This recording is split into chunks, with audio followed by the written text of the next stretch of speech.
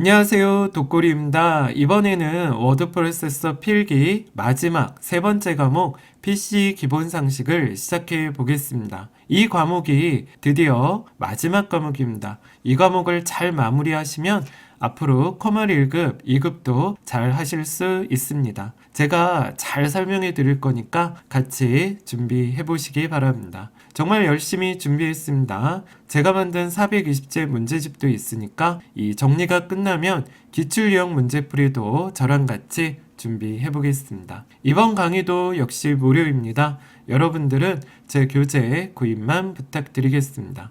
자, 그럼 여러분 마지막 과목입니다. PC 기본 상식 시작해 보겠습니다. 자, 첫 번째입니다. 컴퓨터인데요. 우리 컴퓨터를 EDPS라고 합니다. 컴퓨터의 특징 여기 제가 적어놨죠. 자동성, 정확성, 범용성, 신속성, 호환성, 대용량성입니다.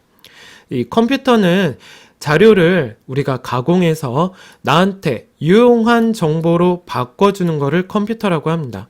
자, 그래서 여기에서 나온 그 용어가 데이터 마이닝이라고 있습니다. 대량의 데이터를 분석해서 일정한 패턴을 찾아내 가치 있는 정보를 추출하는 기술입니다. 자, ENIAC은 세계 최초의 전자계산기예요. 외부 방식을 이용했고 이 외부라는 거는 램이 없습니다. EDSAC, 세계 최초의 프로그램 내장 방식으로 램이 있습니다. 우리 주기억 장치가 있다라고 보시면 되고요. 에드박 내장 방식과 이진법을 채택했는데 바로 폰 노이만이 이 사람이 만든 컴퓨터입니다. 유니박 최초의 상업용 컴퓨터, 드디어 우리들에게 컴퓨터를 팔기 시작했습니다. 자, 여기에서 요거 하나 체크하고 넘어갈게요. GIGO는 garbage in, garbage out입니다. 잘못된 자료가 입력되면 잘못된 자료가 출력된다는 컴퓨터의 수동성을 강조한 용어입니다. 자, 컴퓨터 세대별 특징입니다. 1세대는 진공관이고요. 2세대가 트랜지스터입니다.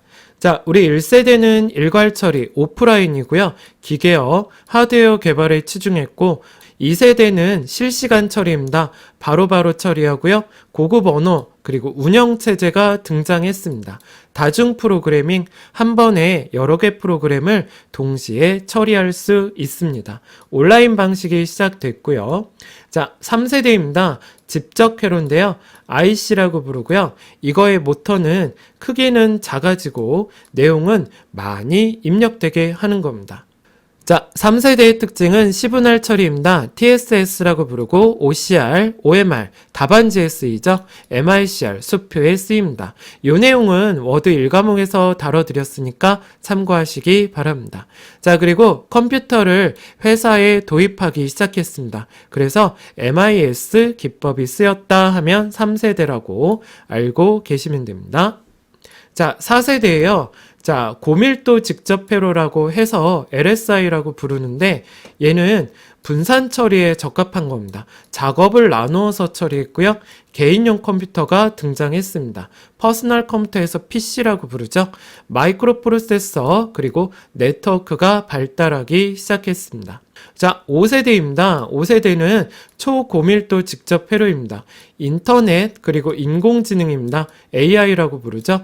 퍼지 이론과 전문가 그리고 신기술이 도입되기 시작했습니다. 자, 이제 자료에 따른 데이터 분류를 해보겠습니다. 디지털과 아날로그, 하이브리드 이렇게 있습니다. 자, 디지털 컴퓨터는 비연속적인 데이터를 처리하고요. 셀 수 있는 자료를 취급합니다. 아날로그는 연속적으로 변하는 데이터를 취급하고 셀 수 없는 자료다 이렇게 보시면 돼요. 자, 그래서 여기 하이브리드 보이시죠? 이 두 개 컴퓨터의 장점을 혼합해서 만든 컴퓨터다 보시면 됩니다. 자, 여기 밑에 표로 비교해놨는데 디지털과 아날로그는 자, 요거 한번 살펴볼까요? 구성회로가 논리회로, 아날로그는 증폭회로입니다. 여러분, 논리회로가 뭐냐면 이렇게 값이 딱딱 끊어진 게 논리회로고요. 증폭회로는 우리가 심장 파동 뛰듯이 이렇게 뛰는 거를 증폭이라고 합니다. 자, 그래서 우리가 쓰는 게 디지털 컴퓨터고 특수 목적용이 아날로그거든요. 그래서 여러분들 생각해 보세요. 우리가 쓰는 디지털 컴퓨터는 프로그램이 필요하죠. 아날로그는 처음부터 목적이 정해져 있기 때문에 불필요하게 됩니다. 미리 설치가 돼 있다는 거죠. 자, 이렇게 해서 마무리하겠습니다. 자, 처리 능력에 따라 분류해 볼게요. 우리 슈퍼, 메인, 미니, 워크스테이션 이렇게 나뉘는데, 슈퍼는 높은 정밀도, 정확한 계산에서 인공위성 이런 데 쓰이고요. 메인 프레임은 대규모, 미니 컴퓨터는 중규모인데 미니라 그래서 절대 작지 않습니다. 학교, 연구소 요거 알아두시고요. 워크스테이션 별표해 보세요. RISC를 쓰고요. 네트워크에서 서버 역할을 합니다. 고성능 그래픽 처리에 사용을 하게 됩니다. 자, 데스크탑 컴퓨터, 우리 개인용 컴퓨터고요. CPU 소자가 CISC 방식을 씁니다. 자, 휴대용 컴퓨터는 휴대가 가능한 컴퓨터라고 보시면 됩니다. 자, 헤르츠 보이시죠? 1초에 한 번 주기가 반복되는 거고요. 그래서 1kHz는 1초에 1000번입니다. MIPS 1초에 100만 개의 명령을 실행한다 이렇게 보시면 되고, 플롭스 초당 부동 소수점 연산 횟수를 말합니다. 자, 자료 구성의 단위 보이는데요. 우리 컴퓨터는 0 또는 1을 저장합니다. 요 한 자리를 비트라고 부르고요. 그 다음에 바이트 8비트를 모으는데 8비트가 모이면 1바이트가 됩니다. 이때부터 글자를 표현해요. 여러분, 글자와 글자가 모이면 단어가 생기죠. 그래서 이제 워드가 성립이 되고요. 이 단어가 어떤 특정 항목에 쓰이면 필드라고 부릅니다. 이 필드가 있으면 밑에 자료가 들어가는데 이걸 레코드라고 부르고, 그 다음에 레코드들이 모여서 이거를 저희가 블럭이라고 부릅니다. 그래서 이제 레코드 블럭들이 또 모여서 파일이 생성되고요. 파일들이 모이면 데이터베이스, 자료의 최종 목적인 자료의 완결판이 데이터베이스가 생성된다라고 알고 계시면 됩니다. 그래서 이 순서는 여러분들이 외워주셔야 됩니다. 자, 다시 한번 불러드릴까요? 자, 순서 외워주셔야 돼요, 여러분. 비트, 바이트, 워드, 필드, 레코드, 블럭, 파일, 데이터베이스 이렇게 들어갑니다. 자, 그 다음에 컴퓨터에서 처리 속도의 단위인데요. 요거 읽을 수 있으셔야 됩니다. 자, MS를 밀리세컨드, US 마이크로세컨드, 나노세컨드, 피코세컨드, 펜토세컨드, 아토세컨드 이렇게 부릅니다. 자, 우리 밀리세컨드가 10의 마이너스 3승인데 우리 10의 마이너스 3승이 1000분의 1초를 말하죠. 마이크로세컨드는 여기서부터 여기에다 마이너스 3씩 더해가면 됩니다. 그래서 마이너스 6승이 되고, 그 다음에 마이너스 9, 마이너스 12, 마이너스 15, 마이너스 18 이렇게 되시는 거예요. 요 처리 속도 단위 꼭 외우셔야 되고요. 제가 다시 한번 읽어봐 드리겠습니다. 자, 처음에 밀리세컨드 들어가고요. 마이크로세컨드, 나노세컨드, 피코세컨드, 펜토세컨드, 아토세컨드 이렇게 들어갑니다. 자, 이제 자료 표현 코드입니다. 여러분, 문자 표현 방식에 ASCII 코드가 있어요. ASCII 코드는 우리가 데이터 통신용 코드라 그래요. 그래서 존 3개, 디짓 4개에서 2의 7승계다 돼 있죠. 128개의 문자를 표현할 수 있어요. FCD는 BCD의 확장인데 존 4개, 디짓 4개입니다. 2의 8승이고 256개를 표현합니다. 자, 유니코드는 모든 문자를 2바이트로 표현한다고 되어 있고, 자, 에러 체크 방식 한번 볼게요. 페리티 체크는 에러 검출만, 정마크 부호는 페리티 검사 코드가 자체에서 이루어지는 코드를 말합니다. 페리티 체크에서 하나 더 체크하자면 기수 체크가 있고 우수 체크가 있으세요. 기수는 1의 개수가 홀수개가 되는지 보는 거고요. 우수 체크는 1의 개수가 짝수개가 되는지 보는 겁니다. 자, 해밍 코드 별표 한번 해볼까요? 자, 해밍 코드입니다. 자, 해밍 코드는요, 에러 검출 및 교정이 가능한 겁니다. 자, CRC 체크, 여기서 여러분 요것만 알아두세요. CRC 체크는 우수하다. 자, BSC 검사입니다. 요거 페리티의 단점을 보완한 검사입니다. 자, 숫자 표현에는 고정소수점과 부동소수점이 있습니다. 고정소수점은 정수 표현하는 거고요. 여러분, 정수가 뭐예요? 소수점 없는 숫자잖아요. 부동소수점은 실수입니다. 소수점 있는 숫자를 표현하고요. 그래서 그런지 속도가 느리고 매우 큰 수나 매우 작은 수를 표현합니다. 자, 고정소수점에서 여러분들 알고 있어야 되는 거는 이진 연산입니다. 자, 부하 절대치 1의 보수와 2의 보수를 나타낼 수 있으셔야 됩니다.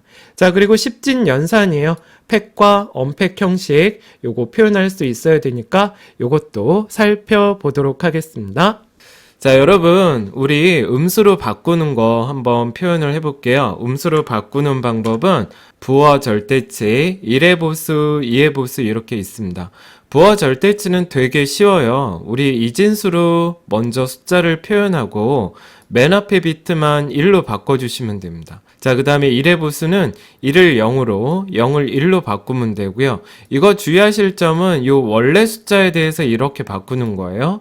예, 간혹 실수하시는 분들이 부하 절대치에서 바꾸려고 하시는데 안 됩니다. 자, 그 다음에 2의 보수는 1의 보수 결과에 1을 더해주면 됩니다. 우리 덧셈 할 때 이제 주의할 게 있어요, 여러분.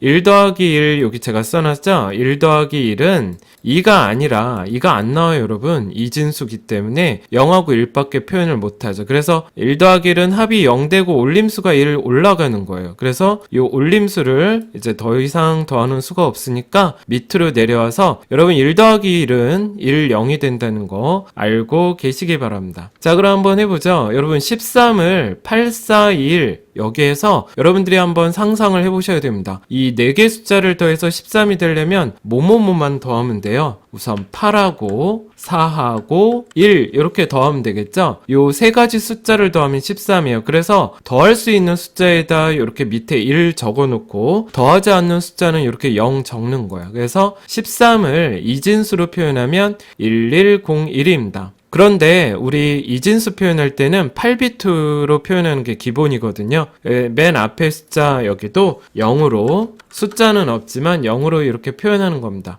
자, 이렇게 표현한 게 바로 13을 이진수로 표현한 겁니다. 자, 그럼 우리 부하 절대치 해보죠. 맨 앞에 비트를 1로 바꿔주면 되죠.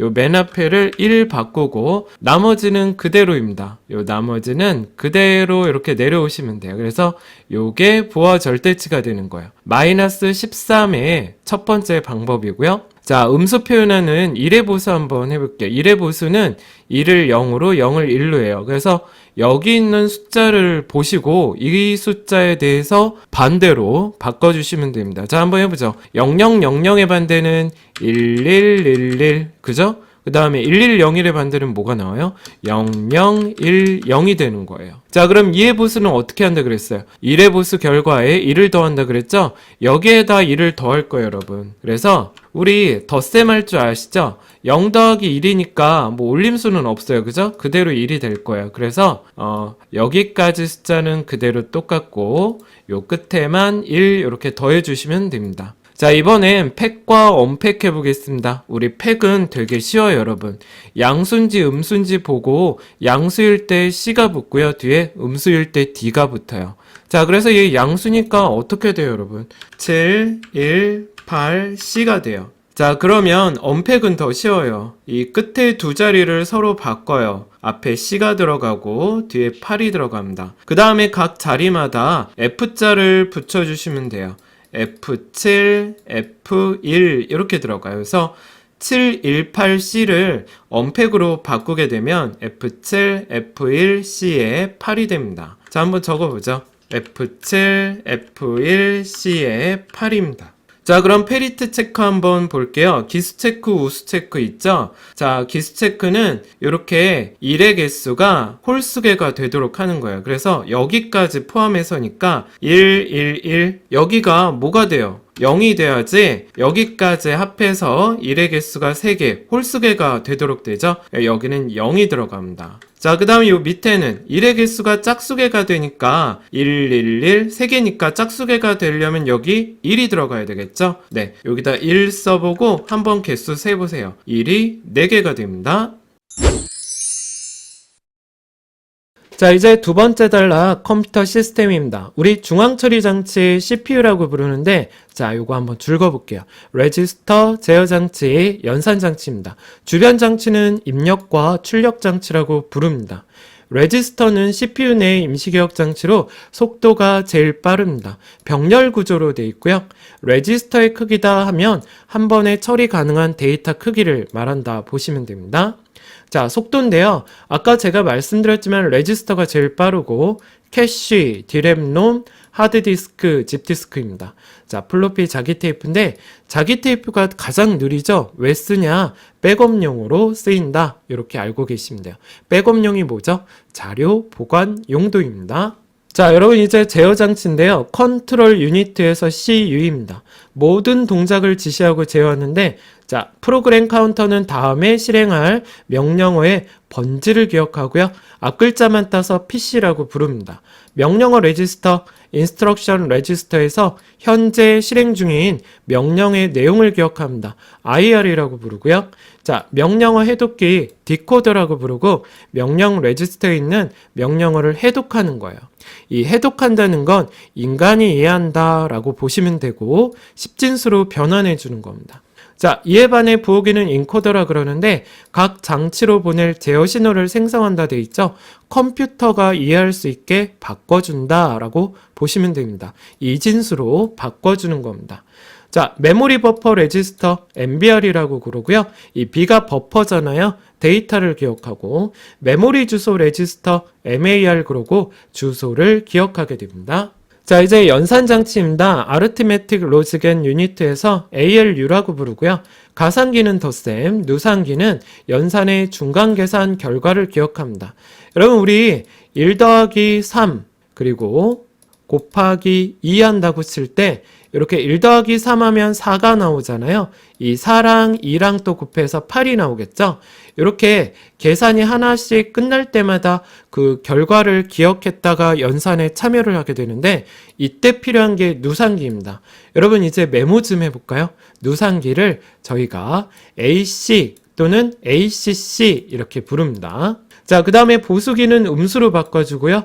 뺄셈 할 때 사용하는 장치입니다. 자, 상태 레지스터입니다. 연산 중에 발생하는 여러 가지 상태값인데 올림수나 부호를 기억하게 되고 인덱스 레지스터입니다. 주소 변경할 때 사용하는 레지스터가 바로 인덱스입니다. 자, 여러분 여기 보수기 한 번만 제가 더 설명을 드려보면 보수기는 이렇게 생각하셔야 돼요. 여러분 3 빼기 1 하면 뭐가 나와요? 2가 나오죠? 근데 여러분 컴퓨터에서는 빼기가 없어요. 예, 빼기가 없습니다. 근데 어떻게 빼기가 계산되냐면 3 빼기 1을 이렇게 계산합니다. 3과 덧셈으로 합니다. 뭐와? 마이너스 1과 덧셈 연산으로 얘가 2가 나오는 거예요. 여러분 이때 뭐가 필요한 거예요? 뺄셈 할 때 가산기가 필요하고 또 하나 음수로 바꿔주는 바로 보수기가 필요하게 됩니다. 자, 중앙처리 장치의 성능에 영향을 미치는 요인으로 클럭 주파수, 캐시 메모리, 워드 크기가 있습니다. 자, 중앙처리 성능 단위로 클럭이 있습니다. 주파수가 높을수록 고속이고요. 밉스, 아까 했죠. MIPS에서 1초에 100만 개 명령 실행. 그리고 헤르츠, 클럭 속도를 나타내고 플롭스, 부동수 시점, 연산 횟수. 요 네 가지 단위는 컴퓨터 중앙처리 장치 성능 단위라고 알고 계셔야 됩니다. 자, CPU 업그레이드 시 메인보드가 지원되는지 여러분들 꼭 확인 부탁드릴게요. 자, 이번엔 여러분 RISC랑 CISC 구분을 해볼게요. 아까 RISC는 제가 서버랑 워크스테이션에 쓰인다 그랬고 CISC는 개인용 컴퓨터 소자로 쓰인다고 했습니다. 명령어는 CISC가 많고 주소도 CISC가 복잡합니다. 레지스터는 RISC가 많고요. 전력 소모는 CISC가 많습니다. 자, 처리 속도 요것만 더 체크해 볼게요. RISC가 서버에 쓰이다 보니까 속도가 빠르게 되고 CISC는 RISC에 비해 속도가 느리다. 이렇게 알고 계시기 바랍니다. 자, 주기억 장치에는 램하고 롬이 있습니다. 롬은 비휘발성 메모리입니다. 전원이 꺼져도 내용이 사라지지 않고 입출력 시스템 바이오스라고 부르고 글자 폰트, 자가진단 프로그램 요게 저장이 됩니다. 램은 휘발성 메모리입니다. 전원이 꺼지면 내용이 사라지게 됩니다. 현재 사용 중인 프로그램이나 데이터가 저장되게 됩니다. 자, D램하고 S램 비교해 보겠습니다. D램은 저희가 주기억 장치라고 부르는 거고요. S램은 아까 속도 서열에서 두 번째에 해당하는 캐시 메모리에 해당합니다. 자, D램은 재충전이 필요하고 S램은 불필요합니다. 전기 소모는 S램이 많고 속도도 S램이 빠릅니다. 가격도 고가입니다. 자, 플래시 메모리 한번 살펴볼게요. 자, 플래시 메모리는 mp3나 디지털 카메라에 쓰는 전기를 이용해서 여러 번 읽고 쓰기 가능한 메모리입니다. 자, 이 두 개가 붙은 이 EEPROM입니다. 마스크롬은 제조회사에서 한 번 기록 후 수정을 못하고 PROM은 사용자가 한 번 기록 후 수정을 못하게 됩니다. EEPROM은 자외선, 햇빛을 이용해서 여러 번 읽고 쓰기가 가능합니다. 자, 캐시 메모리는 아까 SRAM이라고 했죠? 이 SRAM의 역할인데요. 여러분 여기다 별표.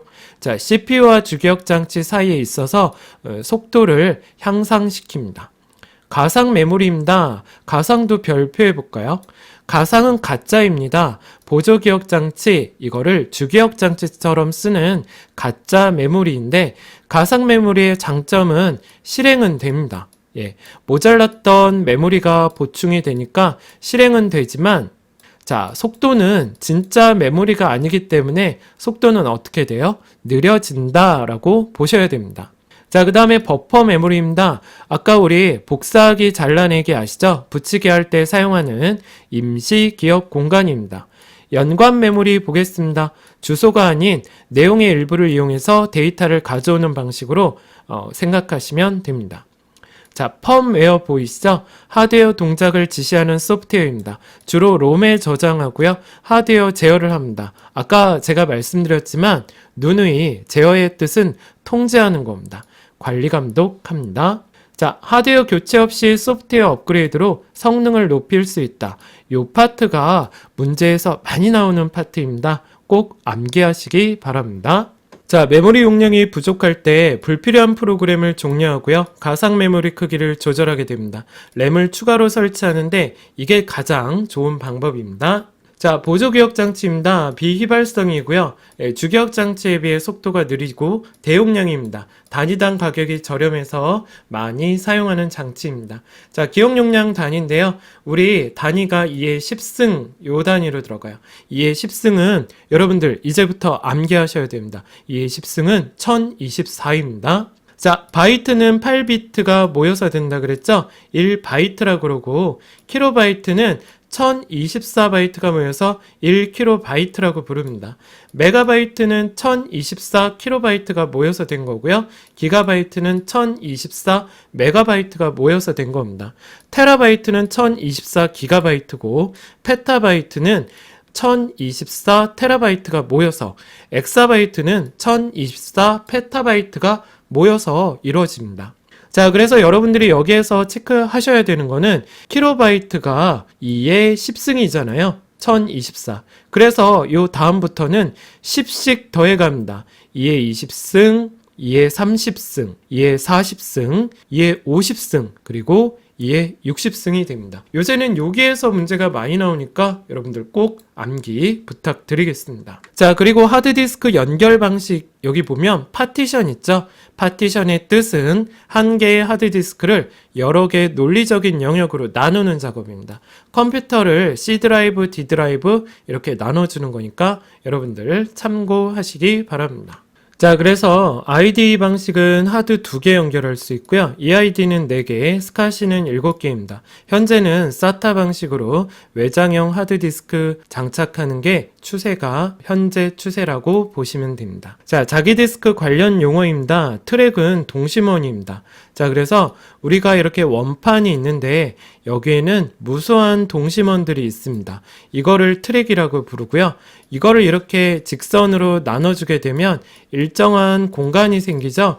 요거를 섹터라고 부릅니다. 자, 실린더는 같은 위치에 있는 트랙의 모임이고 클러스터는 여러 개의 섹터를 묶은 겁니다. 파일 저장의 기본 단위가 됩니다. TPI가 트랙의 밀도고요. 시크 타임은 트랙에 도달하는데 걸리는 시간. 서치 타임은 트랙을 찾은 후 읽기 쓰기 시작할 때까지 걸리는 시간입니다. 트랜스미션 타임은 전송 시간이라고 부르고요. 데이터를 주기억 장치로 보낼 때까지 걸리는 시간입니다. 액세스 타임 별표해 볼까요? 액세스 타임이 바로 접근 시간이라고 부르는 겁니다.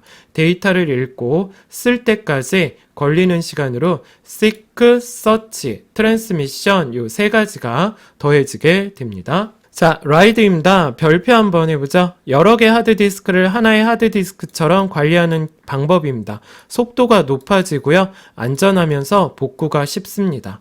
자, 미러링과 스트라이핑이 있어요. 미러링은 두 개 디스크에 동일하게, 스트라이핑은 나누어서 기록하게 됩니다. 하나라도 손상되면 사용할 수가 없습니다. 자, 페리티입니다. 장애가 발생 시 페리티를 사용해서 복구하는데 이 페리티를 가장 많이 사용합니다. 자, SSD 볼게요. 하드디스크와 달리 기계적 장치가 없는 반도체를 이용해서 정보를 저장하는 매체입니다. 소형화, 경량화하고요. 부팅 속도가 빠릅니다. 되게 빠르죠? 부팅되는데 5초도 안 걸립니다. 충격에 강하고요. 그래서 배드 섹터가 없다라고 부릅니다. 발열 소음 전기가 적게 드는 현재 제일 많이 쓰는 하드디스크인 것 같아요. 자, 그리고 AHCI 보겠습니다. SSD 하드디스크의 속도를 높이기 위해서 핫 플러그인을 사용할 수 있도록 하는 기술입니다. 광디스크 보이시죠? DVD, 자, 4.7에서 17GB의 영화를 저장할 수 있는 고용량 저장 매체입니다. CDR은 한 번만 기록할 수 있는 CD고요. 블루레이, 자, 고선명 HD 비디오를 저장하면서 DVD에 10배 정도나 더 기록할 수 있습니다. DVD를 블루레이에서는 사용을 못합니다. 하지만 그 반대는 가능하다는 거 알고 계시기 바랍니다. 자, 입출력 장치 보겠습니다. 우리 OMR 답안지 이런 거 다 입력 장치였죠? 출력 장치도 아까 저희가 살펴봤듯이 이런 게 있었습니다. 자, 여기에서 디지타이저는 설계도 입력, 플로터는 설계도 출력이었습니다. OLED 한번 체크해 볼게요. 전류가 흐르면 스스로 빛을 내는 모니터 방식입니다. 자, CRT, TFT, LCD 쭉 나열되어 있고요. 자, 프린터도 있는데 도트는 충격을 가해서, 잉크젯은 잉크를 분사해서, 레이저는 드럼에 토너를 묻혀서 인쇄를 하게 됩니다. 자, 그래서 이 ppm 보이시죠? 1분에 몇 페이지 인쇄할 수 있는지 나타내는 겁니다. 예를 들어 10ppm은 1분에 10장을 인쇄할 수 있습니다. 라고 여러분들이 이해를 해주시면 됩니다. 가멸 프린터입니다. 가멸제에 열을 가해 인쇄하는 방식인데 대기 순번표 같은 게 바로 가멸 프린터입니다. 자, 그리고 이제 표시장치 볼게요. 모니터 보는데 화면의 크기를 대각선의 길이로 센티미터로 표현을 합니다. 해상도 보이시죠? 얼마만큼 선명하게 표현할 수 있는지 나타내고요. 픽셀 수에 따라 결정하게 됩니다. 자, 주파수 대역폭 보이시죠? 주파수 대역폭이 높을수록 눈의 부담이 적어집니다. 이 단위는 헤르츠를 씁니다. 화면 주사율입니다. 주사율이 낮을수록 눈의 피로가 적고요. 점간격, 도트피치라고 하죠. 아까도 살펴봤지만 1인치당 점의 개수입니다. 숫자가 작을수록 해상도는 높아지게 됩니다. 자, LCD 볼게요. 유리판에 전기를 가해서 화면을 보여주는 거고, 픽셀은 화면을 구성하는 가장 작은 단위로 해상도는 선명도를 나타냅니다. 얼마나 선명하게 표시할지 나타내는 단위입니다. 해상도는요, 픽셀 수에 따라 결정된다는 절대적인 원리, 여러분들 잊지 마시기 바랍니다. 자, 기타 장치 보겠습니다. 메인보드 보이시죠? 자, HP 슬롯은 그래픽카드 끼는 부분이고요. 칩셋, 자, 각 부품들 간의 흐름을 제어하는 부분으로 메인보드의 핵심입니다.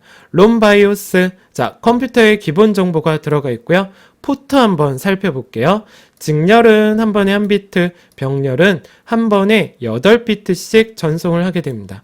USB 포트는 최대 127개 연결하는 범용 직렬 버스 장치라고 부릅니다. 자, 가전기기를 컴퓨터에 연결하는 거를 I1394라고 부르고요. IRDA는 선 없이, 케이블 없이 무선, 적외선으로 연결하는 방식이에요. HDMI, 영상과 음성을 하나의 케이블로 연결하는 디지털 포트라고 부릅니다. 여러분들 집에 있는 셋탑박스나 모니터 연결하는 게 아마 HDMI로 연결을 대부분 할 거라 생각이 듭니다. 자, 관련 용어 살펴보겠습니다. 여러분, 인터럽트는 갑자기 예기치 않은 상황이 나왔을 때 현재 작업을 중단하고 이 발생된 상황의 문제를 해결한 후 다시 원래대로 복귀해서 처리하는 거예요. 아시겠죠? 자, 근데 실행 도중 예기치 않은 상황이 발생했을 때 해결하지 못하는 상황, 즉 해결되지 않고 계속 멈춰 있을 때도 있잖아요. 이거는 저희가 데드락이라고 부릅니다. 자, 네 가지 조건이 이거예요. 상호 배제, 점유화되기, 비선점, 환영되기입니다. 이 상호 배제의 뜻을 한번 살펴보도록 할게요. 한 자원에 여러 개 프로세서가 있을 때 하나 빼고는 나머지는 그냥 대기만 계속하고 있는 상태를 상호 배제라고 합니다. 자, 외부 인터럽트는 입출력, 타이밍 전원, 내부 인터럽트는 잘못된 명령어를 사용할 때입니다. 트랩이라고 부르죠. 가장 높은 우선순위는 정전입니다. 뭐 할 게 없죠. 가장 낮은 우선순위 인터럽트는 SVC입니다. 사용자가 의도적으로 일으킨 인터럽트로 여러분들이 언제 어디서든 다시 복구하는 게 되게 빨라요. 그쵸? 채널입니다. 채널은 CPU로부터 권한을 넘겨받아 CPU 대신 입출력을 관리하게 되는데 입출력이 끝나면 CPU에게 인터럽트 신호를 보내게 돼요. 자, 여러분들이 채널 종류 요거 한번 살펴보는데 별표해 볼까요? 셀렉터 채널은 속도가 빠르고요. 멀티플렉서 채널은 속도가 느립니다. 이렇게 알고 계시면 되고 여러분들 그 문제에서 입출력이 어쩌고 저쩌고 이렇게 문제가 나오면 거의 답은 채널입니다. 이렇게 알고 계시는 것도 키포인트입니다. 자, 그 다음에 이제 DMA 해볼게요. 다이렉트 메모리 액세스에서 직접 메모리 접근입니다. CPU 참여 없이 입출력 장치가 스스로 데이터를 주고받는 건데요. 이 CPU가 참여를 안 하다 보니까 속도가 향상되는 결과를 얻을 수 있습니다. 자, 시스템 소프트웨어 보겠습니다. 운영체제라고 부르고요. 저희 OS 부르죠. 하드웨어와 소프트웨어 자원을 효율적으로 관리합니다.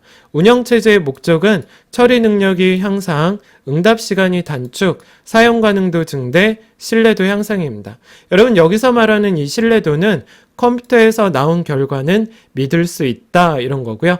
응답 시간 단축이라는 거는 결과는 빨리 나와야 된다 이렇게 이해를 해 주시기 바랍니다. 자, 제어 프로그램입니다. 제어 프로그램에는 감시, 작업 관리, 데이터 관리 이렇게 들어가고요. 처리 프로그램은 언어 번역과 서비스, 문제 처리 이렇게 나뉘어져 있습니다. 자, 우리 시스템 소프트웨어 발전 단계를 한번 살펴볼게요. 맨 처음에 일괄 처리 1세대죠. 실시간 2세대였습니다. 그죠? 그리고 다중, 시분할, 시분할은 3세대였고요. 자, 다중 처리, 그 다음에 분산 처리 시스템, 작업을 나누어서 처리한다 해서 분산 처리라고 부릅니다. 자, 다중 스레드라고 보이시죠? 하나의 프로세스가 여러 개의 스레드로 나눠서 동작한다 돼 있죠?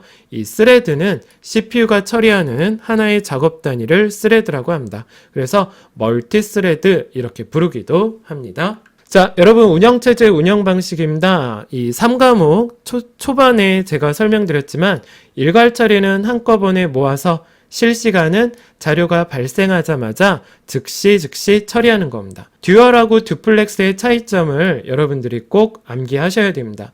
듀얼은 두 개의 CPU가 동시 동작하다가 하나가 고장나면요, 이 다른 CPU가 그 계속 업무를 처리하는 방식입니다. 자, 그에 반해 듀플렉스는 두 개의 CPU 중에 한쪽이 고장나면요, 두 개의 CPU가 동시 동작한 게 아니어서 대기 중인 다른 그 CPU, 해당하는 컴퓨터가 그 기능을 수행하게 됩니다. 다중 프로그래밍은 한 번에 여러 개 실행되는 거고, 다중 처리라는 뜻은 여러 개의 CPU를 설치해서 실행을 하게 됩니다. 분산 처리는 작업을 나누어서, 동배간 처리는 내가 서버도 되고 클라이언트 역할도 할 수 있는 방식입니다. 자, 인베디드는 프로그램을 탑재해서 컴퓨터 기능을 수행하는 거고요. 요거를 윈도우 CE 방식이라고 합니다. 클러스터링, 여러 대 컴퓨터를 하나의 시스템처럼 사용하는 기능을 클러스터링 부릅니다. 자, 언어 번역입니다. 여러분, 언어 번역이라고 하는 건 인간이 이해하는 자연 언어를 컴퓨터가 이해할 수 있게 기계어로 바꿔주는 거를 언어 번역이라고 합니다. 자, 그래서 이 자연어 상태를 원시 프로그램, 이 기계어 상태를 목적이라 그러거든요. 이렇게 바꿔주는 게 컴파일러고요.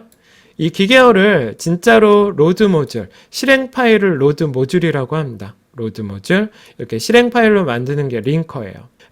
실행 파일이 있다고 해서 자기가 알아서 실행하는 거 아니죠? 여러분들이 직접 더블 클릭해 주셔야 되잖아요. 그쵸? 이렇게 더블 클릭하면 주기억 장치에 올라가져서 실행을 하게 되는데, 역할하는 게 바로 로더입니다. 그래서 여러분 요 컴파일러, 링커, 로더의 역할을 꼭 암기해 주시기 바랍니다. 자, 그래서 여기 정리를 해놨어요, 여러분. 컴파일은 기계어로 바꿔주고 목적 프로그램을 생성합니다. 인터프리터도 기계어로 바꿔주는데 얘는 바로바로 실행하기 때문에 컴파일 과정이 없습니다. 자, 링커는 아까 실행 파일로 만들어준다 그랬고요. 로더는 주기억 장치에 올려줘서 진짜로 실행한다 했죠. 자, 로더의 기능 4가지 제가 한번 설명드릴 테니까 여러분들 암기 부탁드릴게요. 로더 하면 꼭 외워주셔야 됩니다. 자, 따라해보세요. 할당, 연결, 재배치, 적재입니다. 꼭 암기하셔야 됩니다. 자, 이제 시스템 소프트웨어 해봤으니까 응용 소프트웨어 볼게요. 응용 소프트웨어는 특정 업무를 목표로 수행할 수 있게 만들어진 앱입니다. 워드 프로세서 하면 한글 2010 이런 거 말하는 거고요. 스프레드시트 하면 한셀 뭐 이런 거 말하는 겁니다. 프레젠테이션 하면 한쇼, 파워포인트, 그죠? 데이터베이스 하면 디베이스, 액세스, 오라클 이렇게 말합니다. 자, 그래픽은 포토샵 이런 거 같은 거. 전자출판은 페이지 메이커나 쿼크 익스프레스입니다. 자, 그리고 압축, 윈집, R집 이런 거고요. 그 다음에 백신은 V3나 알약 이런 거 말해요. 영상 편집 소프트웨어는 어도비 프리미어, 베가스, 파이널 컷. 파이널 컷은 맥킨토시, 맥북에 많이 쓰이는 거죠. 자, 데이터베이스 관리 시스템 보겠습니다. DBMS라고 부르고요. 데이터베이스를 생성, 관리 및 요구에 따라 정보를 생산하는 소프트웨어입니다. 중복과 종속의 문제를 해결하기 위한 거고요. 동시 접근이 가능하고 공유를 할 수 있습니다. 백업과 회복 절차가 복잡합니다. 요거 별표해 주시고요. 자, 기능 3가지 꼭 암기해 주십시오. 정의, 조작, 제어입니다. 관계형 DBMS를 RDBMS라 그러고요. 릴레이션의 앞글자 딴 겁니다. MS SQL이 예로 들어봤습니다. 자, 소프트웨어입니다. 자, 애드웨어는 광고를 보는 대가로 프로그램 이용하는 거고요. 알파는 회사 내 직원들이 테스트합니다. 그리고 쉐어웨어는 일정 기간 동안 무료로 사용, 패치는 배포가 됐는데 에러가 났어요. 그래서 에러를 수정해서 다시 재배포하는 거를 패치라 그럽니다. 베타는 출시되기 전 사용자가 테스트하는 거예요. 데모는 홍보할 때 쓰는 거고요. 번들은 하나 사면 끼워주는 프로그램입니다. 상용 소프트웨어는 비용을 주고 사는 거, 트라이얼은 체험판이라고 보시면 됩니다. 공개, 무료로 사용할 수 있는 프로그램입니다. 자, 여러분 오픈소스 프로그램 돼 있어서 공개 소프트웨어하고 비슷한데 얘는 소스까지 공개돼 있어요. 그래서 우리가 그 프로그램을 수정도 할 수 있고 변경도 할 수 있는 거예요. 자, 여러분 암기해 두실 게 하나 있는데 인공지능 언어 LISP, 프롤로그, S노벌 요 3가지 꼭 외워주시고요. 버그는 프로그램에서 버그는 에러를 말합니다. 자, 디버깅은 이 바로 에러 찾는 과정을 디버깅 그럽니다. 자, 여러분 이번엔 3번째 PC 유지 보수 설명 한번 드려보겠습니다. 자, 전원관리 장치인데요. 자동 전압 조절기를 AVR 그러고요. 무정전 전원 공급 장치를 UPS 정전에 대비한 겁니다. 자, 전압도 일정하게, 주파수도 일정하게, CV, CF고, 서지 보호기, 갑작스러운 전압 전류 증가에 따른 손실을 보호해줍니다. 자, PC 에러 한번 살펴볼게요. 여러분 컴퓨터에 전원이 안 들어올 땐 어떻게? 파워 또는 메인보드 결함을 보셔야 되고 삐 하고 경고음 나오면 램이 제대로 장착되었는지 봐주시기 바랍니다. 자, 논 시스템 디스크 CMOS 셋업에서 하드디스크 인식 점검을 하셔야 되는데 부팅 시 F8키를 눌러서 고급 부팅으로 가서 컴퓨터 복구 또 시동 복구 이렇게 2가지 방법 여러분들이 살펴보시기 바랍니다. 자, 그 다음에 디스크부트 페이로얼, 부팅에 필요한 하드디스크 찾을 수 없다는 의미고요. 이럴 때는 운영체제를 다시 설치해 주셔야 됩니다.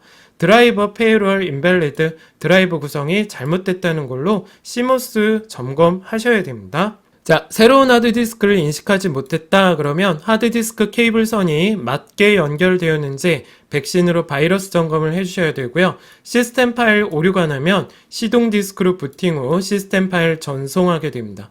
인쇄가 에러 났을 땐 케이블 점검 및 프린터 드라이버 점검을 해주셔야 되고 스플 에러다 하면 스플 공간이 부족한 겁니다. 하드디스크 공간 확보 부탁드리겠습니다. 자, 응답 없음 나오면 USB 메모리 인식이 잘못됐을 때 이 메시지가 나와요. 이때는 USB가 불량이므로 USB 메모리를 교체하고 응용 프로그램이 에러가 났다 그러면 해당 프로그램을 패치해서 업데이트한 후 사용하시면 됩니다. 자, 메모리가 에러난다 그러면 메모리가 제대로 삽입되었는지, 서로 다른 램이 꽂혀져 있는지, 아니면 메인보드에 맞는 램인지 확인을 해 주셔야 되고요.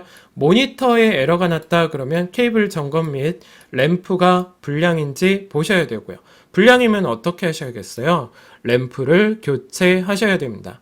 자, 속도가 느려지면 CMOS 셋업 가셔서 캐시를 이네이블 해주셔야 되고요. 레지스트리랑 바이러스 점검도 해주셔야 됩니다. 자, CMOS 비밀번호를 까먹었다라고 하시면 메인보드에 CMOS 건전지를 뺐다가 다시 끼우면요, 이 비밀번호가 초기화 되십니다. 자, 업그레이드 볼게요. 하드웨어 업그레이드는 장치를 바꾸는 거예요. 그래서 전원을 끈 상태에서 기존의 장치를 제거 후 새로운 장치로 교체하게 되고요.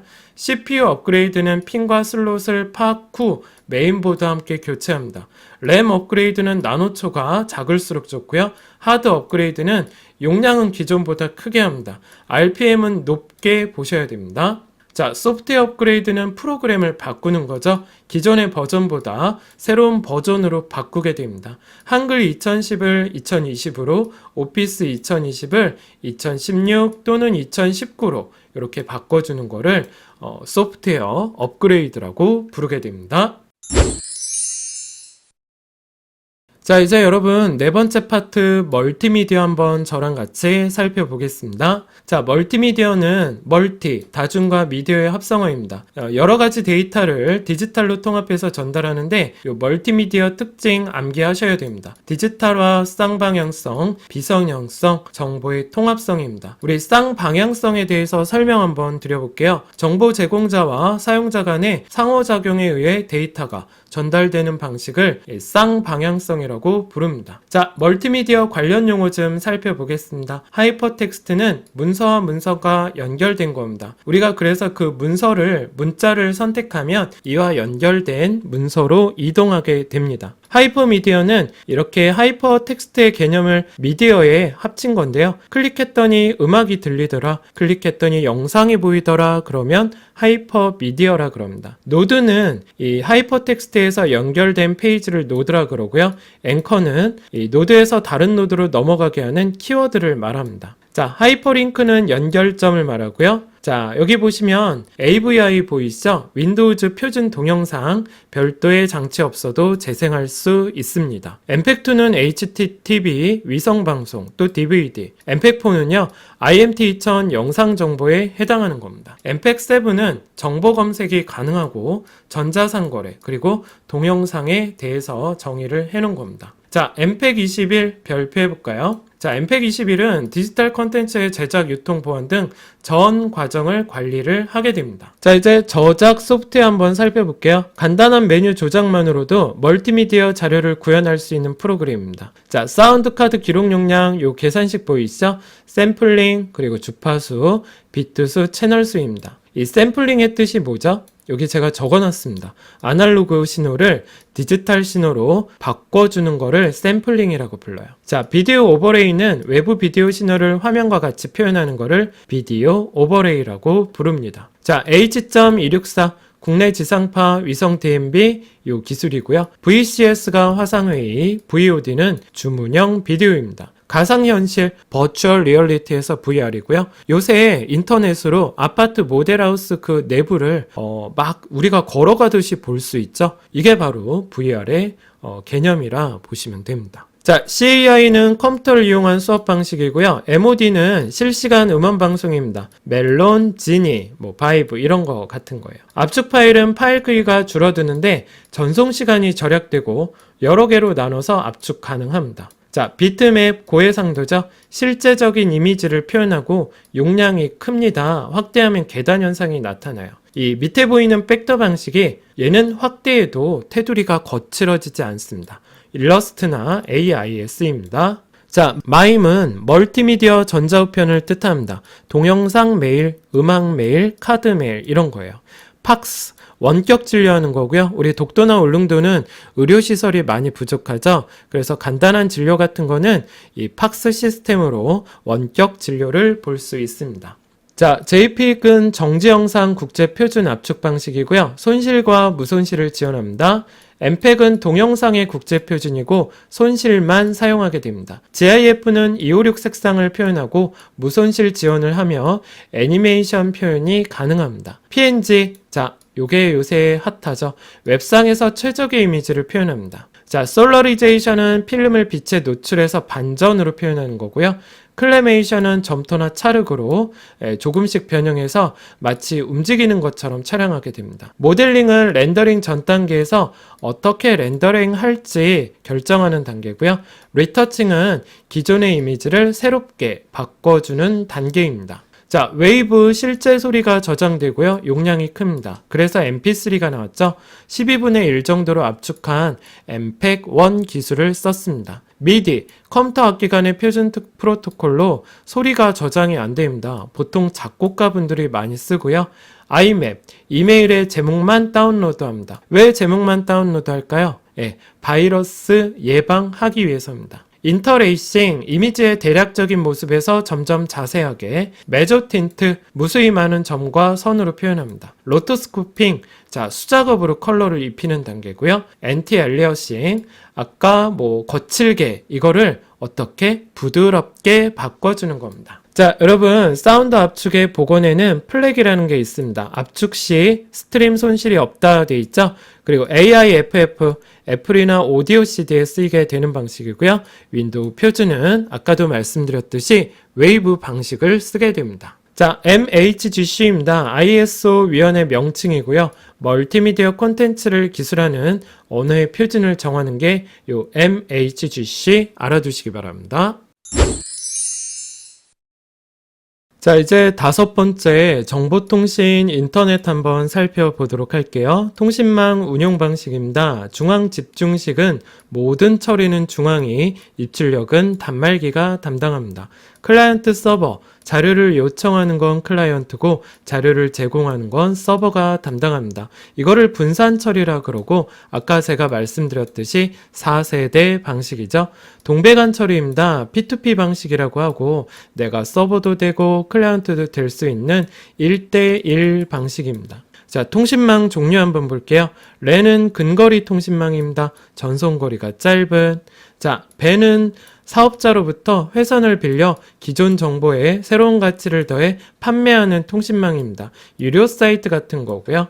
맨, 도시권입니다. 도시를 중심으로. 완, 넓은 지역을 연결한 통신망으로 전 세계 범위가 한정되어 있습니다. 전 세계 범위로 되어 있습니다. 자, IMT 2000입니다. 한 대의 휴대폰으로 전 세계 어디서나 사용하는 규격이고요. BISDN은 ISDN의 광통신을 결합한 통신망입니다. ADSL 우리 체크해보죠. 속도가 달라서 비대칭이라고 합니다. 어떤 속도가 다르냐? 다운로드와 업로드 속도가 다릅니다. ISDN 종합정보통신망입니다. 문자, 음성 등 여러 가지 다양한 데이터를 합쳐서 하나의 회선으로 전송하는 통신망입니다. 자, 통신망 구성 형태입니다. 성형 보이시죠? 자, 중앙 노드에서 제어되고 처리 능력, 신뢰성이 좌우됩니다. 고장 발견이 쉽고 유지 보수, 확장이 쉽습니다. 자, 링형입니다. 포인트 투 포인트 1대1 구조고요. 단말기 추가 제거, 기밀 보호가 어렵고요. 하나의 노드 고장이 전체에 영향을 미치게 됩니다. 망형입니다. 모든 노드를 서로 연결해서 응답 시간이 빠릅니다. 자, 많은 양의 회선을 필요로 할 때 쓰고요. 그 다음에 필요한 회선 수는 2분의 n의 n-1입니다. 만약에 망형식에서 10개의 노드가 있는데 몇 개의 회선이 필요하냐 부르면 2에 10 곱하기 10 빼기 1하면 9죠. 그래서 얘는 45개 회선이 필요하다. 이렇게 이해를 하셔야 됩니다. 자, 계층형입니다. 중앙부터 일정 지역까지는 하나의 회선으로 연결하는데 이렇게 부모, 자식 이렇게 연결하는 거예요. 자, 그 다음에 버스형입니다. 설치가 용이해요. 여러분 이 버스 손잡이 생각하시면 되고요. 경제적이고 컴퓨터 간 접속은 백본으로 이루어지게 됩니다. 자, 정보 전송 방식입니다. 단양은 저희가 심플렉스라고 부르고요. 한쪽은 송신만, 한쪽은 수신만 합니다. 라디오나 TV가 이에 속하고요. 반이 중입니다. 하이프 듀플렉스 양쪽 모두 송수신이 가능하고 동시에는 불가능합니다. 자, 그래서 전이중 같은 경우는 풀 듀플렉스라 그러고요. 양쪽 모두 동시에 송수신이 가능합니다. 연결해선 살펴보겠습니다. 꼬임선은 가격이 저렴하고 설치가 간편하고 간섭에 영향을 많이 받습니다. 동축 케이블, 예전에는 많이 썼었어요. 주파수 범위가 넓고 전송률이 높습니다. 중계기가 필요합니다. 광 케이블, 요새 현존 제일 많이 쓰죠. 대용량 전송을 할 수 있고 단위 비용당 가격이 저렴합니다. 보안이 뛰어납니다. 자, 광 케이블의 특징 한번 볼게요. 코어 클래딩 그리고 코팅 되어 있고요. 대역폭이 넓고 전송률이 뛰어납니다. 데이터 손실이 적고, 자, 설치 기술은 고도의 기술이 필요합니다. 리피터 설치 간격이 넓습니다. 크기가 작고 가볍고 충격이 적습니다. 도청이 어렵고요. 보안 및 안정성이 뛰어납니다. 설치 비용은 비쌉니다. 그래도 차세대 매체여서 지금 현재는 완벽히 장착되어 있고요. 거의 대부분 중소규모 도시에는 이렇게 광 케이블이 매립이 되어 있어서 우리가 인터넷을 빠르게 하는 것 같습니다. 자, 이제 정보통신 관련 용어로 마무리해 보겠습니다. N스크린, 자, 하나의 멀티미디어 컨텐츠를 여러 스마트 기기에 연결해서 활용하는 서비스를 말합니다. 와이파이, 여러분 아시죠? 무선 랜의 표준으로 무선 접속 장치를 말합니다. NFC, 비접촉식 근거리 무선 통신 모듈이고요. 와이브로입니다. 무선 광대역 인터넷 서비스입니다. 이동하면서 인터넷 사용하게 되는 거고요. 핫스팟, 자, 자신의 인터넷 무선 데이터 이용 기능을 일정 공간 안에서 다른 이들에게 사용할 수 있게 하는 인터넷 공유 서비스입니다. 자, 사물 인터넷 볼게요. IoT라고 부르고요. 인간 대 사물, 사물과 사물이 서로 소통이 가능하게 하는 기술입니다.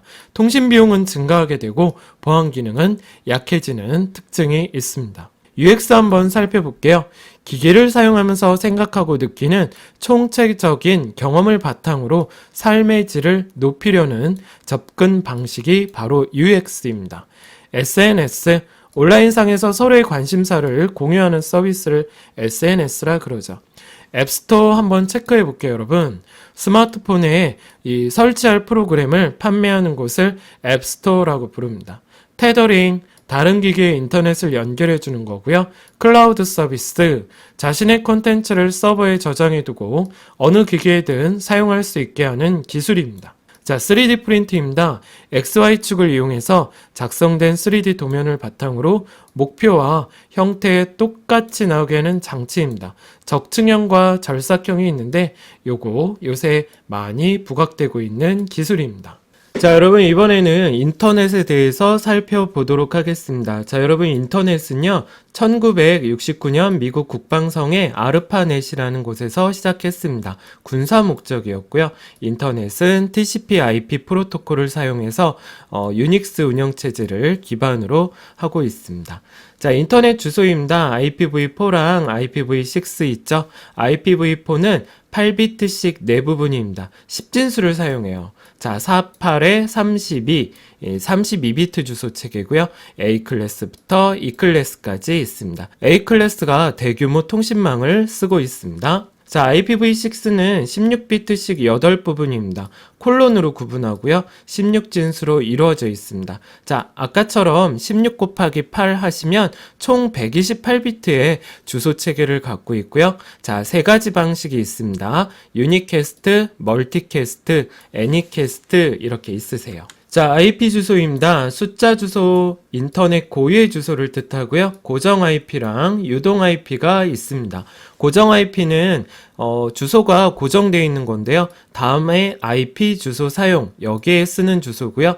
그 다음에 유동 IP는 상황에 따라 주소가 달라지는 자동으로 IP 주소 받기 이거입니다. 자, 도메인 네임입니다. 숫자로 된 IP 고유의 주소를 이해하기 쉽게 문자로 표현한 주소인데요. 주소 관리 기관을 알고 있으셔야 됩니다. 국내는 KR 릭센터, 전 세계 주소 관리하는 기관은 ICANN, 이렇게 알고 계십시오.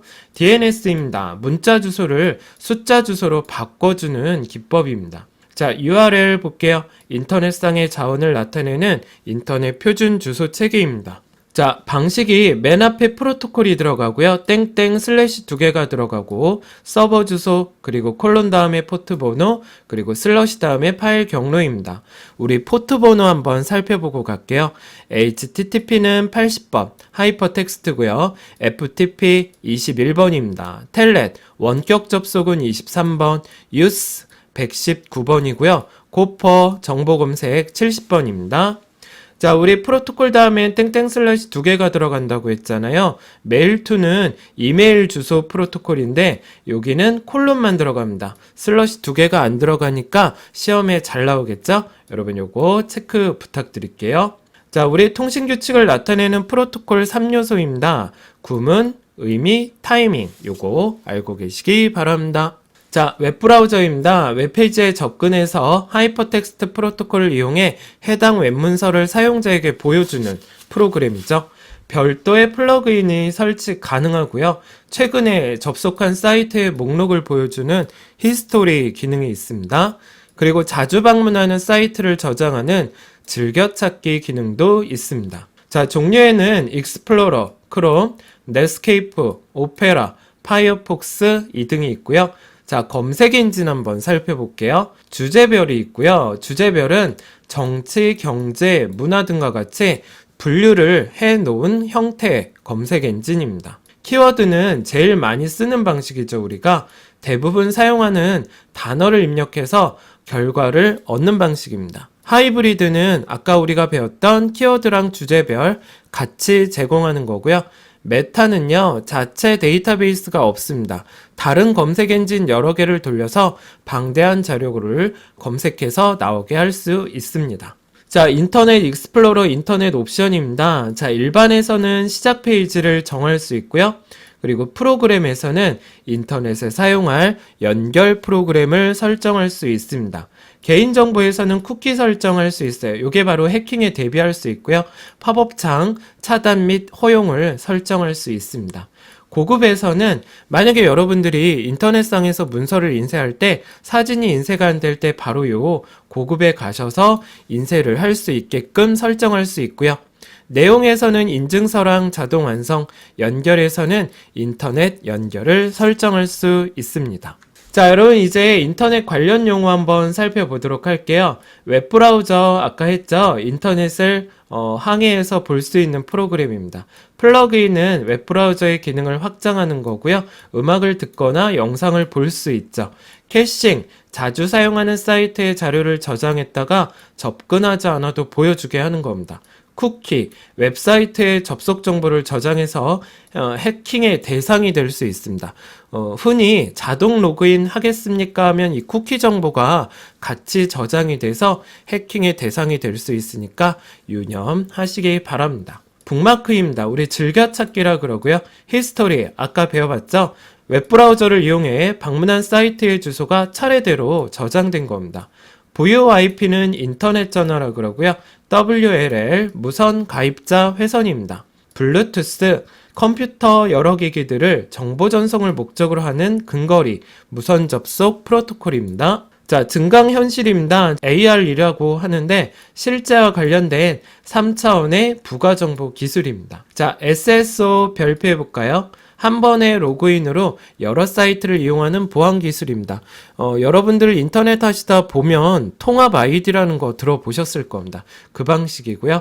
RSS, 업데이트 정보를 사용자에게 알려주는 서비스를 말합니다. 시멘틱 웹, 컴퓨터가 정보를 이해하고 조작할 수 있는 차세대 지능형 웹이고요. 스마트 그리드, 전기를 정보통신망에 접목시켜 에너지 효율을 높여줍니다. 자, 모바일 오피스, 스마트폰으로 업무 처리하는 거고요. 웨이즈, 데이터베이스에서 키워드를 이용해서 검색합니다. 자, 아바타, 가상세계에서 자신의 분신, 직비, 저전력을 사용하는 무선 네트워크의 표준 30m 반경 내에서 연결하는 걸 말해요. 텔레매틱스, 자, 통신망을 이용해서 교통, 응급구조 각종 정보를 위치 정보를 통해 제공하는 서비스입니다. 그래서 긴급 군안 서비스, 뭐 차량에도 이런 게 있죠. 해시태그입니다. 우리 해시태그 아시죠, 여러분? 샵 다음에 내가 핵심적인 단어를 적으면 이 단어에 대한 글을 표현하는 기능으로서 우리 해시태그를 다는 운동도 계속하고 있죠. 자, 여기까지 관련 용어 살펴봤습니다. 자, 다음 관련 용어입니다. FTP 파일 전송 프로토콜이고요. 여러분들 여기에서 요거 꼭 별표하시고 체크해 볼게요. 그림 파일은 바이너리, 그 다음에 텍스트 파일은 ASCII 모드로 전송하게 됩니다. Anonymous FTP, Anonymous FTP입니다. 자, 계정 없이 사용 가능한 서버입니다. 자, 우리 시작 페이지는 인터넷 실행할 때 처음 방문하는 사이트고요. 미러 사이트는 너무 많은 사람들이 접속할 때 과부하가 걸리겠죠? 그래서 이 과부하 방지로 만든 복사본 사이트입니다. 자, 텔넷은 원격 접속이고요. 키워드 검색은 단어를 입력함으로써 검색 결과를 얻는 겁니다. 아키는 파일 검색, 그 다음에 고퍼는 정보를 검색합니다. 주제별은 아까 제가 말씀드렸죠? 주제별로 분류에 따라 검색 결과를 얻고요. 메타 검색은 다른 검색 엔진의 검색을 의뢰해 검색 결과를 보여줍니다. 이 속도가 여러 개를 돌리다 보니까 느려집니다. 메일링 리스트는 주소록이라 그러고요. 트레이스 RT는 경로 추적입니다. 유즈넷, 자, 서로의 의견을 주고받을 수 있게 하는 게시판 서비스입니다. 여기에서 이제 악성 댓글 이런 문제가 나오기도 합니다. IRC는 인터넷 채팅 알아두시고요. 웹 호스팅, 웹 서버를 임대해서 자체 도메인을 구축하게 하는 겁니다. 그리드 컴퓨팅, 많은 컴퓨터를 하나의 고성능 컴퓨터로 사용하고요. 하이브리드 검색, 주제별과 키워드의 기능을 결합한 검색 엔진입니다. 자, RFID 별표해 볼까요? 사물에 전자 태그를 부착했습니다. 주변 상황을 인식하는 거고, 클라우딩, 자신이 사용한 만큼 요금을 지불하는 방식입니다. 테더링, IT 기기를 휴대폰에 연결해 주는 거고요. 풀, 사용자가 웹서버로부터 요청받는 웹페이지를 보여주고요. 푸시, 요청하지 않아도 정보를 서버에서 보내주는 방식입니다. 별도의 플러그인이 필요합니다. 자, 그 다음에 데몬입니다. 자, 데몬은 웹서버에서 항상 실행 중인 프로그램을 데몬 그럽니다. 자, 이메일 한번 살펴볼게요. 우리 전자우편이라 그러고요. 7비트 ASCII 코드를 씁니다. 형식은 아이디 다음에 골뱅이 그리고 호스트 주소가 들어가죠. 전자우편 프로토콜 살펴보도록 하겠습니다. SMTP는 전송할 때, 이메일 보낼 때, 팝3는 수신, 이메일 받을 때, 마임은 멀티미디어 전자우편이고요. 동영상 메일, 음악 메일, 카드 메일 이런 겁니다. 여러 사람들이 받는 사람의 여러 사람 주소들이 있을 때 이 주소 사이에 세미콜론을 이용하게 됩니다. 자, 여러분 참조와 수문 참조의 차이점을 아셔야 돼요.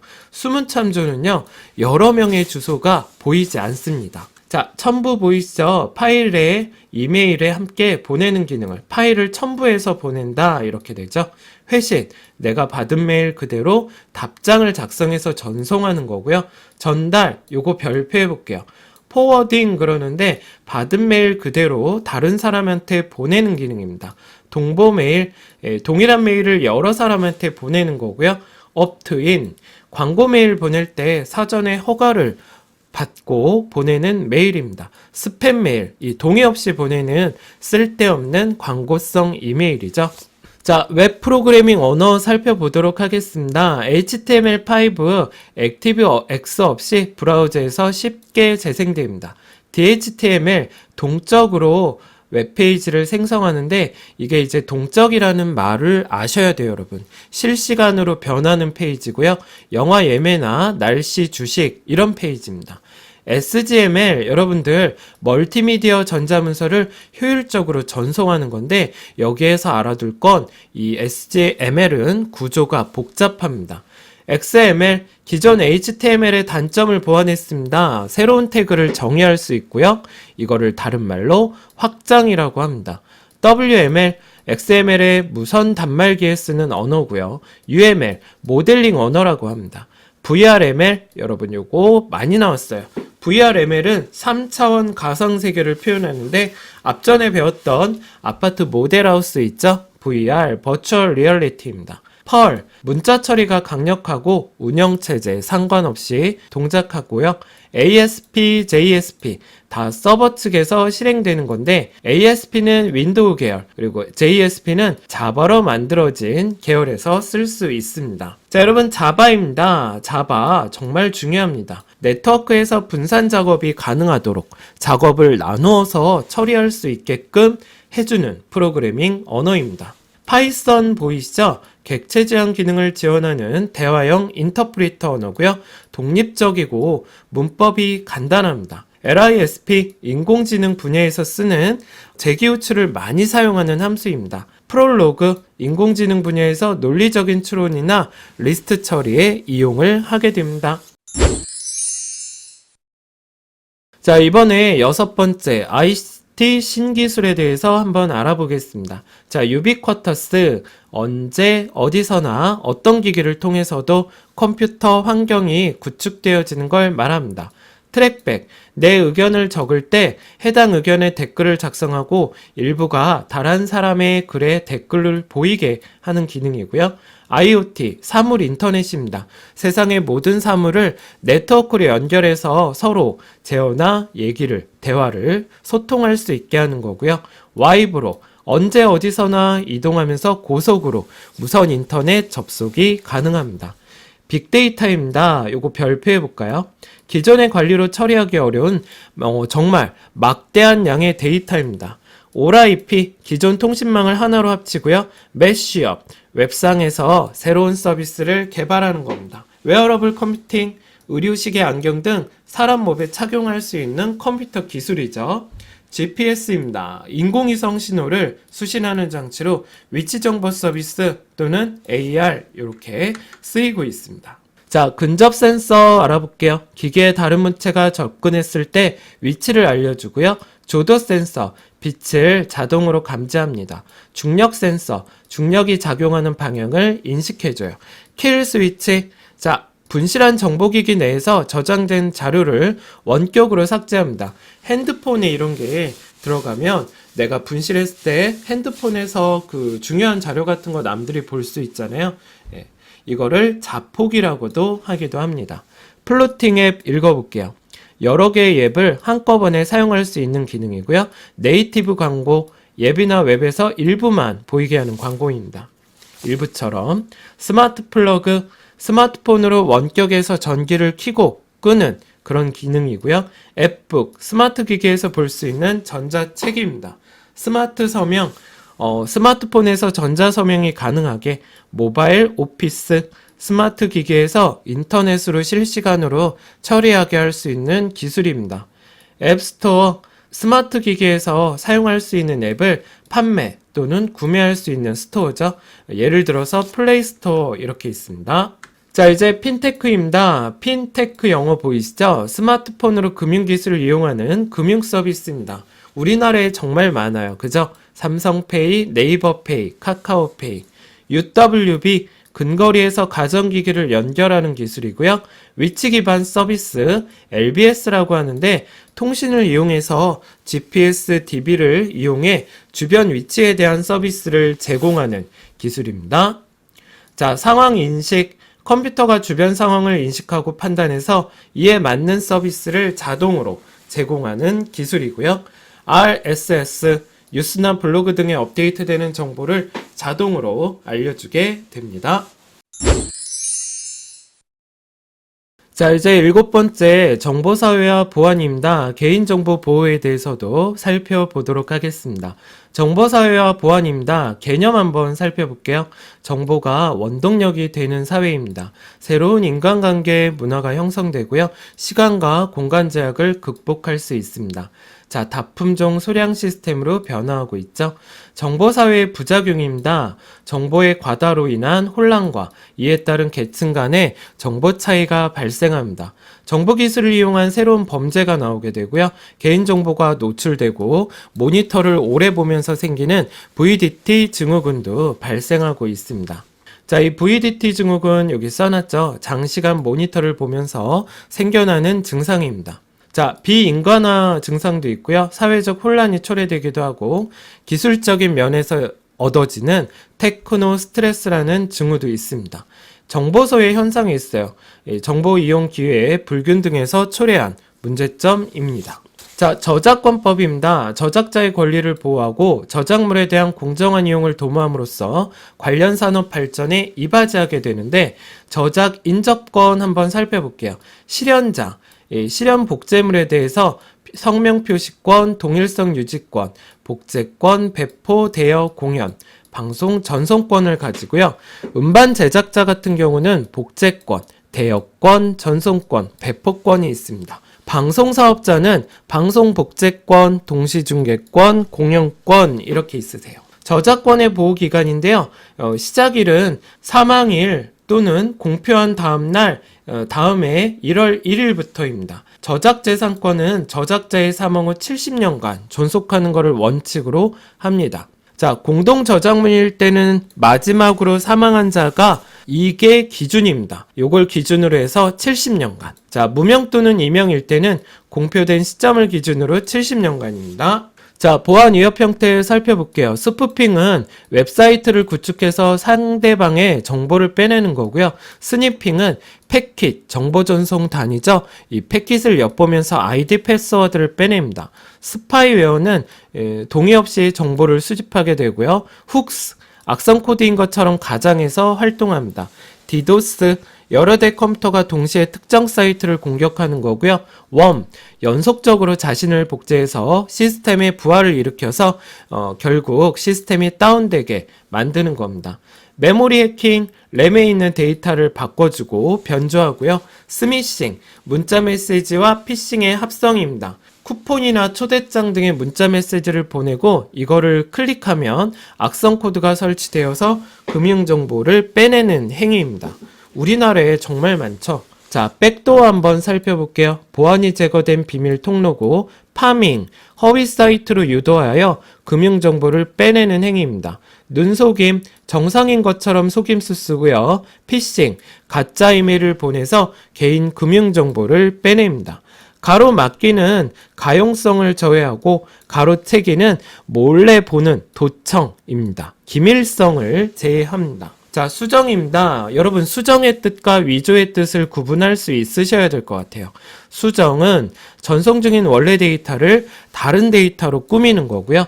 위조는 마치 다른 곳에서 온 것처럼 꾸미는 행위입니다. 자, 보안 요건 한번 살펴볼게요. 기밀성. 자, 정보화 자원은 허가된 사용자만, 무결성, 허가된 사용자만 수정할 수 있다. 가용성은 허가된 사용자는 언제든지 사용할 수 있다예요.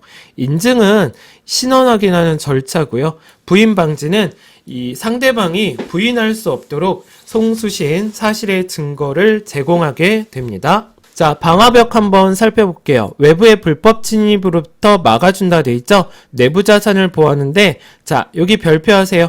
역추적 기능이 있어서 만약에 외부에서 침입했다면 그 흔적을 찾을 수 있고, 여기도 별표. 하지만 내부에서 일어나는 해킹은 막지를 못합니다. 자, 암호 한번 살펴볼게요. 여러분, 여기는 이 두 개 기능이 서로 반대되는 기능이 많아요. 그래서 잘 비교하면서 암기 부탁드리겠습니다. 자, 비밀키는 동일합니다. 암호하고 복호하는 키가 같아요. 자, 그래서 얘는 DS라고 부르고요. 동일하다 그랬죠? 자, 속도가 빠르고 알고리즘이 단순하고 대신 키의 개수가 많아지게 됩니다. 공개키입니다. 서로 다릅니다. 암호하고 복호하는 게 서로 다릅니다.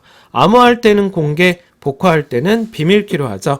영어로 RSA라고 부르고요. 얘는 두 번에 걸쳐서 암호하고 복호화를 하니까 키의 개수가 그렇게 많이 필요가 없습니다. 이중 보완이 돼 있기 때문이고, 대신 키의 개수가 적고 2번 서로 다른 암호키를 갖고 있어서 속도는 느립니다. 알고리즘이 복잡하고 파일 크기는 크게 됩니다. 자, 이번엔 정보 보안 기법입니다. 침입 탐지. 자, 시스템에 허가되지 않은 침입을 알아내는 거고요. 전자인증, 정보를 보낸 사람의 신원 확인을 하는 겁니다. 워터마킹, 디지털 저작물에 사람의 육안으로 식별할 수 없는 이 저작자만의 정보를 삽입하게 됩니다. 자, 보안 프로토콜입니다. SET, 신용카드 거래할 때 안전하게, SSL, 넷스케이프에서 웹보안 프로토콜이고요. SEA, 자, W3C에서 만든 건데 전자 서명할 때 씁니다. SHTTP, HTTP의 보안 요소를 첨가하게 됩니다. 자, 이제 컴퓨터의 범죄 유형 한번 살펴볼게요. 우리 소프트웨어 불법 복제도 범죄고, 컴퓨터를 이용한 사기, 시스템 해킹, 개인 신용정보 노출, 이게 제일 크죠.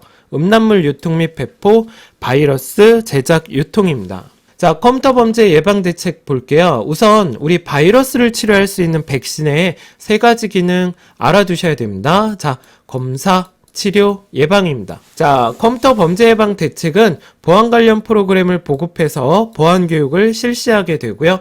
비밀번호는 자주 바꾸셔야 돼요. 백신 프로그램 설치 및 자동 업데이트 설정을 하는데 램에 항상 감시할 수 있도록 상주시키는 게 좋고요. 불분명한 이메일은 열어보지 않고 삭제하게 됩니다. 중요한 자료는 꼭 백업 부탁드리겠습니다. 자, 바이러스 종류 보겠습니다. 파일 바이러스는 실행 파일 감염하는 거고요. 부트 바이러스는 부트 섹터를 손상합니다. 그래서 요거 체크해 볼게요. 부트 파일 바이러스는 뭐예요? 파일과 부트 바이러스의 특징을 2개 다 갖고 있는 겁니다. 실행 파일도 감염되고 부트 섹터도 감염되고. 자, 매크로 바이러스는 엑셀 문서를 감염시키는 거예요. 다형성, 실행할 때마다 코드가 바뀌고요. 클러스터 읽어보겠습니다. 감염된 디스크에서 실행하게 되면 동시에 실행되는 바이러스죠. 은닉 바이러스, 메모리에 상주하는 바이러스, 스크립트, 파일 안의 스크립트를 감염시킵니다. 자, 이제 폭탄 바이러스입니다. 일정한 조건을 만족하면 실행되는 걸로 미켈란젤로, 예루살렘, CIH 이렇게 있습니다. 자, 여러분 요거 체크 한번 해볼게요. 공유 폴더의 속성을 숨김으로 해도 네트워크의 감염을 방지할 수 없습니다. 숨김 속성이 안 되면 어떤 걸로 하셔야 된다고요? 읽기 전용으로 하셔야 바이러스의 예방 효과를 가질 수 있습니다. 여기까지 3과목 PC 기본 상식 핵심 정리를 마치겠습니다. 이로써 워드 필기 이론이 모두 끝났습니다. 이제 여러분 다음은 420제 핵심 기출 유형 문제풀이를 저랑 같이 시작해 보겠습니다. 문제를 풀면서 워드 필기 준비를 마무리해 보시기 바랍니다. 420제 문제에 대한 해설을 정말 꼼꼼하게 잘 준비했습니다. 많은 기대 부탁드리겠습니다. 여러분 오늘도 고생 많으셨고요. 감사합니다. 이상 돋골이었습니다.